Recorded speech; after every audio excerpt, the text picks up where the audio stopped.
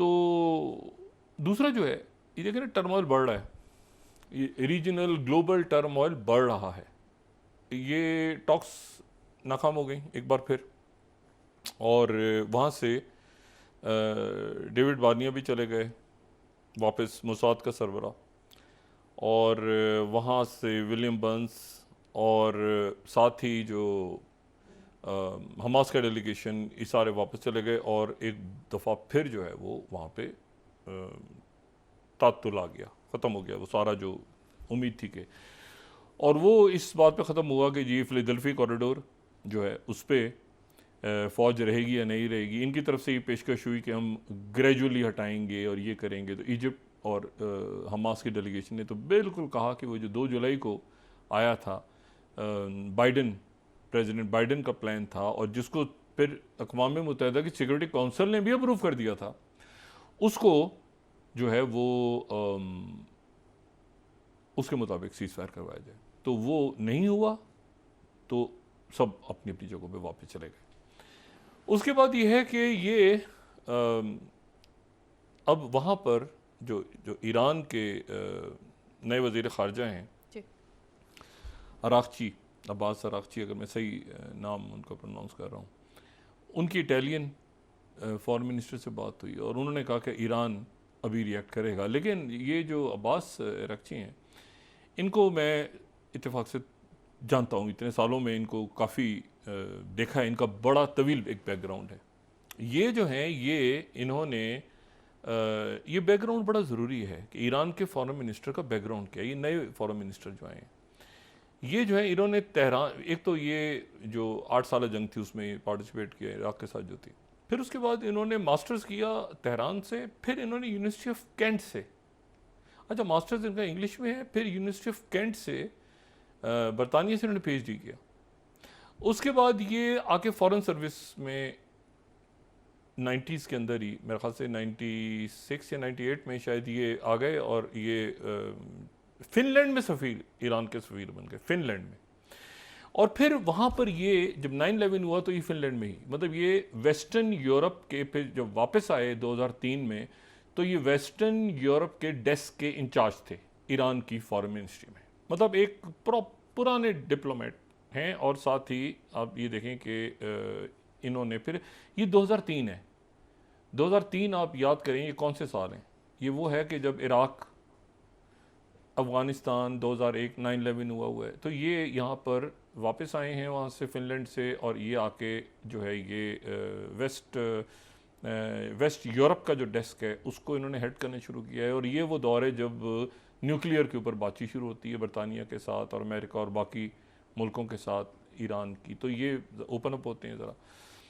उसके बाद खैर ये आगे जाते गए, और फिर उसके बाद जवाद ज़रीफ़ के साथ जब ये मुआहदा हुआ, तो जब न्यूक्लियर का 2015 में, तो उसमें जो है ये JCPOA जो है, तो उसमें इनका बड़ा एक्टिव रोल था। और ये जो हैं, ये उस वो मुआहदा जो था उसको फिर ट्रंप ने ख़त्म कर दिया। उस मुआहदे में 2-3 चीज़ें बड़ी इम्पॉर्टेंट ईरान को मिल गई थी। एक तो ये कि पाबंदियाँ ख़त्म हो गई थी, एक ये कि यूरेनियम इनरिचमेंट, तीसरा ये कि ग्लोबल लेवल पे कि भाई ज़िम्मेदार मुल्क है, तो मतलब सब इंगेज हो रहे हैं। और फिर ये हुआ कि जवाद ज़रीफ़ जो हैं, उनके साथ ही उनके डिप्टी भी रहे, उनके डिप्टी फॉरेन मिनिस्टर रहे, ये हसन रूहानी के दौर में, प्रेसिडेंट हसन रूहानी के दौर में। लेकिन फिर ये हुआ कि वो ट्रंप ने तोड़ दिया मुआहदा। फिर ये हुआ कि ये जो हैं, ये ख़ुद भी जब बाइडन इंतज़ामिया आई और मामलात ख़राब ऊपर नीचे हुए, तो ये अब ये फॉरेन मिनिस्टर, तो ये जो फॉरेन मिनिस्टर आए थे, तो ये था कि ईरान के वेस्ट के साथ ताल्लुकात बहाल और ये वो सारा। अब इनके आते ही, अब बात तो इन्होंने कर दी इटालियन फॉरेन मिनिस्टर, मगर वो एक मशरिक़ वस्ता की सूरत हाल एक गले पड़ी हुई है, जिसमें ये जो कि इनका रोल ही वो ये है कि वेस्ट को इंगेज करना है। अब इनके ऊपर ये पूरी जंग आ गई और ख़राब होती हुई जंग आ गई है, ठीक है ना। कि अब ईरान क्या करता है भाई, ईरान अब क्या करता है? देखें ना, हमास ने जो है वो रिटेलिएट किया, और उधर से इसराइल ने किया, उधर से हमास ने किया, वो फिर अपनी जगह रुक गई। ठीक है, यानी कल क्या होगा, अभी चल रहा है ना, अभी तो ये चल रहा है, शहादतें भी हो रही हैं उधर। इजिप्ट प्रेशर में आ रहा है, इजिप्ट बहुत प्रेशर में आ रहा है। उसकी वजह यह है कि आज जो है वो लिबिया में, अगर आप इजिप्ट का मैप देखें तो इजिप्ट के एक तरफ सूडान है, यानी अगर हम नॉर्थ अफ्रीका को देखें तो नॉर्थ अफ्रीका को देख लें और साथ, तो एक तरफ ये इजिप्ट है, ठीक है, और मैप में, और इजिप्ट के साथ जो है वो एक तरफ लिबिया है और एक तरफ सूडान है, यानी इजिप्ट बीच में, और उधर जो है वो गजा है, ठीक है, और ये जो है ये जो है ये स्विस है जहाँ पे सारे हमले हो रहे हैं, और यमन, जॉर्डन।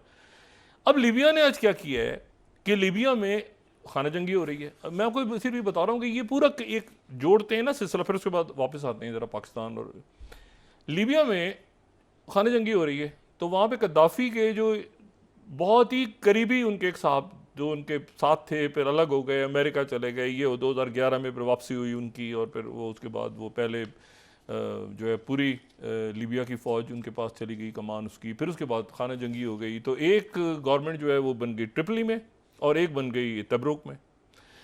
अब ये जो ईस्टर्न है, यानी जो लिबिया का वो इलाका जो ईस्टर्न है, यानी आप समझ लें कि जो इजिप्ट के साथ मिलता है, मशरिक वही होगा ना, लिबिया के नक्शे पे आप देखें तो जो मशरिक है तो वो मिस्र से मिल रहा है, वहाँ पे खलीफा हफ्तार की हुकूमत है ईस्टर्न लिबिया में, और वहाँ पर सबसे ज़्यादा ऑयल है। ऑयल फील्ड जो है लिबिया को, अगर किसी ने चीज़ ने जोड़ा, मैं कई दफ़ा पूछा कि लिबिया टूटा क्यों नहीं दो हिस्सों में, तो उन्होंने कहा कि वहाँ पर एक चीज़ ऐसी है जिन्होंने लिबिया को जोड़ के रखा है, वो उनका सेंट्रल बैंक है। मैंने कहा जो मैं गया वहाँ ट्रिपली इसके अभी चंद साल पहले, तो मैं उधर से भी ट्रैवल भी किया, तो मैंने कहा यार एक मिनट, ये इतनी शदीद फड्डा है तो ये मुल्क दो हिस्सों में क्यों नहीं तकसीम हो गया अभी तक। उन्होंने कहा ये जो रेवेन्यू है ना, ये सारा का सारा जो बैंक उनका एक है और ट्रिपली में है, तो वो ऑयल के पैसे इधर से जाते हैं, तो वो खलीफा हफ्तार चाहे अच्छा वो मैप अगर देखें तो ये जो पूरा रेड इसमें नज़र आ रहा है उस मैप के अंदर, अगर आप ये मैप को देखें, अगर जो हमने दिखाया हुआ है, तो उस मैप में ये जो रेड इलाका है ये खलीफा हफ्तार के पास है, और बाकी जो इलाके हैं वो उस हुकूमत के पास है जिसको दुनिया तस्लीम करती है। लेकिन आप खलीफा अफ्तार की तरह आप वो देखें ना कि उसके पास जगह कितनी है। अब ये जितना खलीफा अफ्तार के पास इलाका है, इसी में सारी बड़ी ऑयल फील्ड्स हैं। अगर हम ऑयल फील्ड्स दिखा सकें, अगर हमारे पास मैप इजीली अवेलेबल हो, तो वहीं पे जो 5th स्लाइड हम दिखा दें, तो वहाँ पर जो है हमें ऑयल फील्ड्स नज़र आएंगी सारी, ठीक है। वो ऑयल फील्ड सारी जो हैं वो ईस्टर्न लिबिया में है। जिक्र इसका इसलिए कर रहा हूँ कि जनाब उन्होंने अपनी सारी प्रोडक्शन आज ऑयल की बंद करने का ऐलान कर दिया अभी अचानक आज लिबिया ने, और उन्होंने कहा कि फटा चल रहा है हमारा सेंट्रल बैंक के साथ, तो इधर हम यहाँ से ये बंद कर रहे हैं। और उसके नतीजे में ये जो CNBC 17 स्लाइड है वो ये कह रही है कि लिबिया की प्रोडक्शन, लिबिया ने ऑयल की रोक दी है, तो इसलिए 3% ऑयल की प्राइसेस पूरी दुनिया में जम कर गई हैं। ब्लूमबर्ग इसको इस तरह से रिपोर्ट कर रहा है कि Libyan rival government to stop oil output over bank, वो बैंक के ऊपर फटा पड़ा हुआ है, तो उन्होंने ऑयल की प्रोडक्शन ही बंद कर दी है। अच्छा, अब ये उस वक्त हो रहा है जब सूडान के अंदर जनरल बुरहान कह रहे हैं कि मैं तो 100 साल तक लड़ूंगा। तो इजिप्ट जो है, मिस्र जिस वक्त प्रेसिडेंट सिसी के लिए चैलेंजेस क्या हैं, नंबर 1 के रफ़ा के ऊपर उन्होंने बिल्कुल तस्लीम नहीं किया कि यहाँ पे इसराइल की फ़ौज आएगी, वो उस पर डेडलॉक है।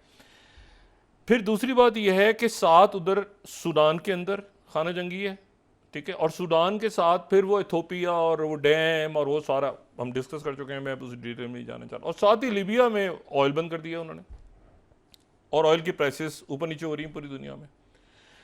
अच्छा, ये एक बन गया रीजन। दूसरा, उधर से भरपूर अटैक, शायद ही इतने बड़े अटैक्स हुए हों जितने बड़े अटैक्स जो हैं वो इस वक्त किए हैं रशिया ने यूक्रेन पे, मैसिव अटैक्स।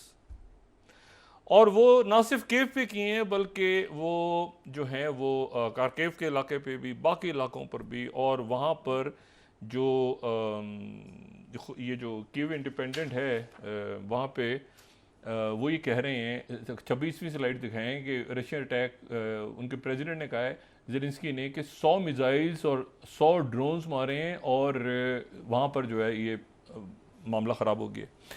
अच्छा, अब इसमें जो है वो इन्होंने अटैक किया था वहाँ पर और मैं पहले दिन जब ये अटैक हुआ था तो मैंने कहा था कि Zelensky will be thrown under the bus, इनके साथ वेस्ट नहीं खड़ा होगा जाके, तो ये जो कुछ करे अपनी जिम्मेदारी पे करें। अब जनाब फाइनेंशियल टाइम्स की एक स्टोरी है 25, मैं इसको रिकमेंड करके भी जिसने देखनी हो इसको पढ़ें और इसको, ठीक है, वो है 25। Ukraine has cross Moscow's and Washington red lines. Moscow की नहीं, वॉशिंगटन की रेड लाइंस भी क्रॉस की हैं यूक्रेन ने। जो कुछ किया खुद किया है, पूछ के तो नहीं किया अमेरिका से पूछ के नहीं किया कि भाई मैं ऐसे करने जा रहा हूं, बल्कि पैसा लेने के लिए उसके लिए खुद किया। दोबारा देखें, वॉशिंगटन एंड मॉस्कोज रेड लाइन, दोनों मुल्कों की रेड लाइंस क्रॉस की हैं ज़ेलेंस्की ने। तो अब वहां पे जो हो रहा है अल्लाह खैर से। जो जैक सुलेवन है, जैक सुलेवन जो हैं वो पहुंचे हैं कनाडा, और कनाडा वो इसलिए पहुंचे हैं कि कनाडा से वो जाएंगे बीजिंग। कल से उनका दौरा बीजिंग का शुरू हो जाएगा। बड़ा इंपॉर्टेंट दौरा है, और इस इंपॉर्टेंट दौरे में ये बात बड़ी, इससे इंपॉर्टेंट दौरे की एक इंपॉर्टेंट बात यह है कि कोशिश हो रही है कि प्रेसिडेंट बाइडेन एक दौरा करें। जिमी कार्टर को छोड़ दें तो उसके बाद से तमाम अमरीकी सदूर ने चाइना का दौरा किया। प्रेसिडेंट बाइडेन ने भी किया एज अ वाइस प्रेसिडेंट और एज अ सेनेटर 4 दफा कम से कम। डोनाल्ड ट्रंप भी गए थे। शी जिनपिंग 5 दफा आ चुके हैं अमेरिका। आखिरी दौरा उनका 10 महीने पहले हुआ था। लेकिन ये कि बाइडेन एज अ प्रेसिडेंट नहीं गए चाइना, डोनाल्ड ट्रंप गए थे।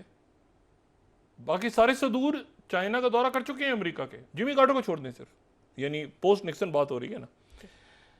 तो इशू ये है कि बाइडेन का दौरा क्या होता है नहीं होता, उसकी कोशिश हो रही है। और इस टर्मोइल में, और जैक सलिवन के सामने भी बहुत इस वक्त इश्यूज हैं कि भाई ये शिपिंग लेन्स को क्या करना है, ये मशरिक वस्ता के अंदर जो गज़ा की जायरियत है ये अगला क्या रंग लेती है। क्योंकि ईरान ने कहा है ना उनके फॉरेन मिनिस्टर ने कि हम प्रॉपर एक्यूरेट अटैक करेंगे, मगर कैसे करेंगे, क्योंकि ये तो वो हैं जो उनका पूरा वेस्ट के साथ बहुत इंगेजमेंट वाली बात ना कि दोबारा से पाबंदियाँ ख़त्म हो, ये आते ही इनके जो है गले पड़ गए ईरान के। क्योंकि हिजबुल्लाह, हमास, ये हालात यहाँ के ख़राब हो रहे हैं, लेकिन ना क्या सिचुएशन होती है वहाँ। इजिप्ट जो कर सकता था उन्होंने किया, जॉर्डन पे क्या प्रेशर आता है, लेबनान पे क्या। साथ ही मैं आखिरी बात एक बात करके मैं इसको क्लोज करता हूँ, क्योंकि अब ब्रेक ले लें। वो ये है कि जॉर्जिया में हंगामे हो रहे हैं। जॉर्जिया कौन सा जॉर्जिया? जो जॉर्जिया बिल्कुल जहाँ पर नेटो घुसा था, नेटो की मेंबरशिप, और उधर से 2008 में रशिया आ गया, और उसके नतीजे में जॉर्जिया के एक बड़े इलाके पे, यानी फड्डा तो 2008 में शुरू हुआ है ना कि नेटो एक्सपेंशन वाला, जॉर्जिया में हो रहे हैं हंगामे। अच्छा, और उन हंगामों को वक्फा हो रहा है तो मैं इसके बाद बात कंटिन्यू कर लूँगा ब्रेक पे। लेकिन जो रशिया है उनकी तरफ से ये कहा गया है उन हंगामों के पेश नज़र कि US flight 27 flight Tas, US plotting killer revolution in Georgia. ये उनकी फॉरेन सर्विस ने, जो उनकी इंटेलिजेंस सर्विस ने इल्ज़ाम लगाया कि ये जो है, क्योंकि 26 अक्टूबर को इलेक्शन है तो उससे पहले वहाँ पे कलर रेवोल्यूशन के लिए कोशिश हो रही है। जॉर्जिया जो है वो वहाँ पर हुकूमत जो है वो प्रो रशिया, मतलब एक तरह से आप समझें कि वो जॉर्जिया के चक्कर में तो 2008 हुआ ना, 2008 में जो भी वो सारा कुछ। लेकिन ये कि जॉर्जिया में अभी भी जो हुकूमत है वो हुकूमत रशिया की तरफ है, उसको झुकाओ। और जो अपोजिशन है वो जो है वो तितर बितर है बहुत सारी, तो वो अब ये कह रहे हैं कि उनको जो है वो कलर रेवोल्यूशन की कोशिश हो रही है। और बैदस क्यास नहीं होगा कि अगर इस दौरान यहाँ पे रशिया आ जाए। बेलारूस की फौज, पूरी फौज खड़ी हो गई है आके यूक्रेन की सरहद, और इतना टर्मोइल है कि इस टर्मोइल में अगर वो थोड़ा सा आगे आ गए प्रेसिडेंट पुतिन जॉर्जिया में, तो जॉर्जिया की हुकूमत वैसी उनके सप्रो है। यानी एक तरह से आप समझ लें कि बेलारूस जॉर्जिया, यानी एक अजीब सिचुएशन है वहाँ पे, ठीक है ना। तो एक तो ब्लैक सी तक, और फिर ये जो आपकी पाइपलाइन जा रही हैं, ठीक है ना, वो कोस्टल लाइन पूरी वो रशिया के पास आ जाएगी। तो ये जो रशिया ने बात की है ना कि कलर रेवोल्यूशन और तिबलिसी मैदान बनाने की कोशिश हो रही है, तिबलिसी मैदान, ये वो लफ्ज़ है जो कि यूक्रेन में 2014 में इस्तेमाल हुआ था। उन्होंने कहा तिबलिसी मैदान बनाने की कोशिश हो रही है जॉर्जिया में, और इसको हम मॉनिटर कर रहे हैं और वहाँ की हुकूमत से रब्ते में हैं।